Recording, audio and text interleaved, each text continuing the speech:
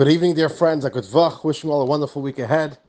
And for me, I didn't hear any of the news coming out of our Holy Land, the news of 4 released hostages. So it's a very exciting moment, of course. Just heard the news as Shabbos ended. And may it be a week of continued miracles and salvation for our people. It's a Yom Tov Dika week. It's a special week, the week of Shavuos.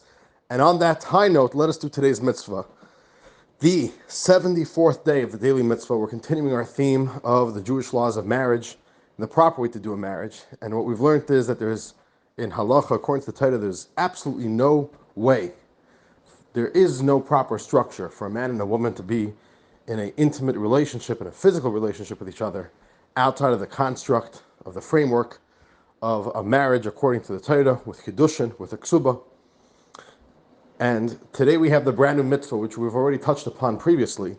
But the new mitzvah is that it is forbidden for a husband to put pressure and to stress and to abuse on whatever level it is by withholding his responsibilities to his wife.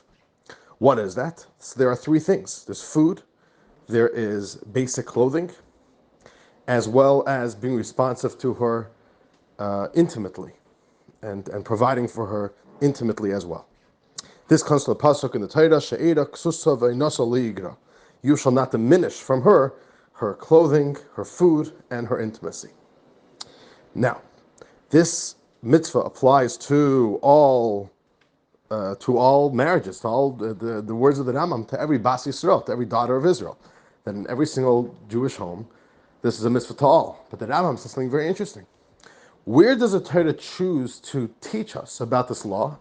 It specifically comes in the laws of a maidservant, which we're not going to get into the laws right now, but the laws of a maidservant. That there's an idea that according to Jewish law, the owner or the master of a maidservant is allowed to take her as a wife. And even though you may think that in such a relationship, the dynamic and the power dynamic, because it's not an equal relationship of a free man and a free woman, but it's the master and a maidservant, specifically in this context, is where the Torah gives us this law, do not pain, do not be controlling, and do not withhold the necessities and the requirements that you have to your wife, even in that situation. And from there we learn to all marriages that is the way to do it, that the husband cannot be abusive, and a husband can never pain his wife, but must be a provider in these three biblical ways, these three biblical mandates. And dear friends, that is the daily mitzvah for today, for Shabbos. See you all very soon for our next daily mitzvah, and may it be a week filled with goodness and happiness and salvation for us. Lanu ulechol Yisrael, amen. See you all very soon.